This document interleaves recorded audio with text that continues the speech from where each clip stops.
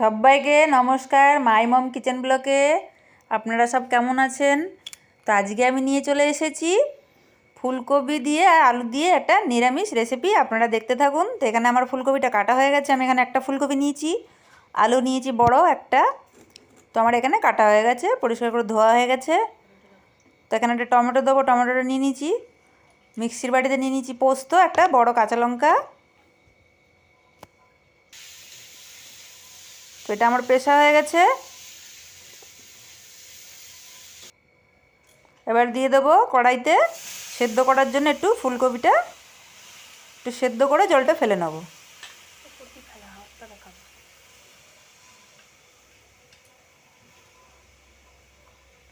তো এখানে আমি 2 থেকে 3 মিনিট একটু জলটা ভাপিয়ে ফেলে দেবো, তাতে কাঁচা ফুলকপির গন্ধটা চলে যায়, গ্যাসটাও কম হয়। তো এখানে আমি একটু হাফ চামচে নুন দিয়ে দেবো। তো আমি এরকম ছোটো ছোটো করেই কেটে নিয়েছি।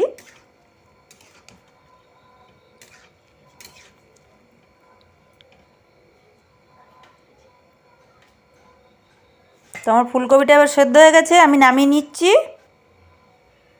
এবার দিয়ে দেবো কড়াইতে সর্ষের তেল।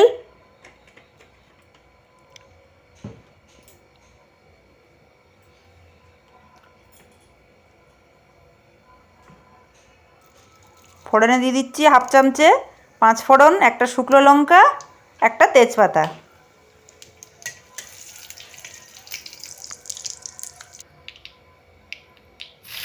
তো এবার দিয়ে দিচ্ছি আমি ফুলকপিটা।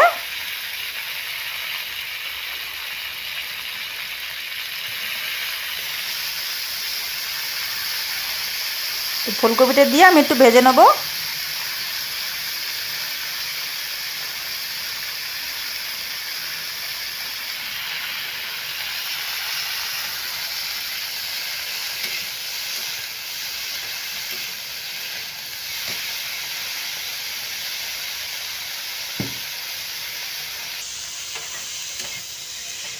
তো এটা নিরামিষের দিনে খুব সুন্দর লাগে খেতে। কারা কারা খেতে ভালোবাসেন কমেন্টে অবশ্যই জানাবেন ফুলকপি পোস্ত। তো এবার দিয়ে দিচ্ছি আমি আলুগুলো, এর মধ্যেই আলুগুলো দিয়ে দেবো, দিয়ে ভেজে নেবো, আলাদা তুলবো না ফুলকপিটা।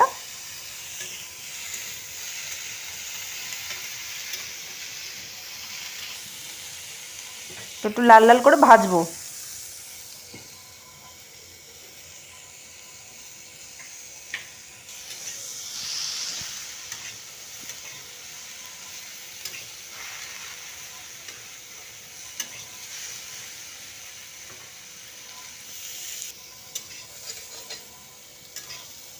এবারে দিয়ে দেবো একটা কেটে রাখা টমেটো।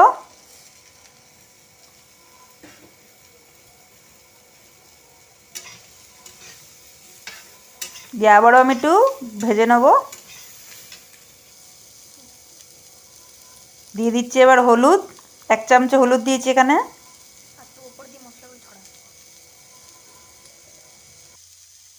তো আমি এখানে দিয়ে দিচ্ছি হাফ চামচে কাশ্মীরি গুঁড়ো লঙ্কা, আপনারা চাইলে দিতেও পারেন, নাও দিতে পারেন। দিয়ে দেবো 1 চামচে নুন, 1 চামচের একটু দিয়েছি, হাফ চামচের থেকে একটু দিয়ে আবারও আমি ভালো করে এটাকে মিক্স করে নেবো সব।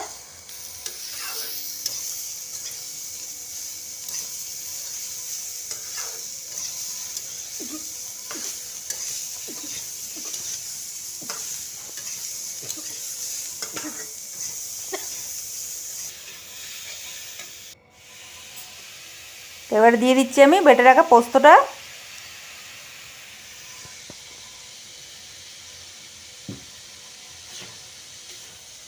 তো এটা রুটি দিয়েও ভালো লাগে, ভাত দিয়েও ভালো লাগে খেতে।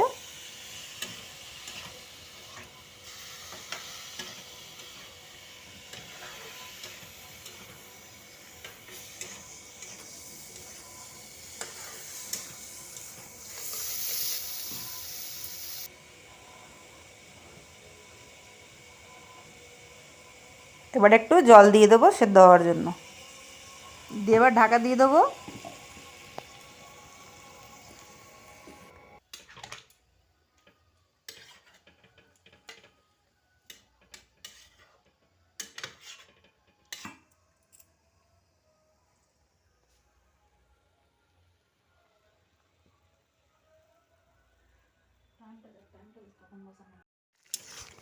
তো আমার এখানে সেদ্ধ হয়ে গেছে ফুলকপিটা, আলুটা।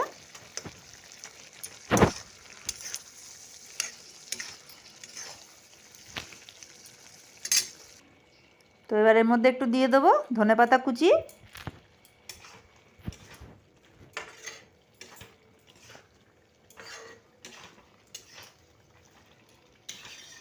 তো এবার আমি এটাকে নামিয়ে নেব।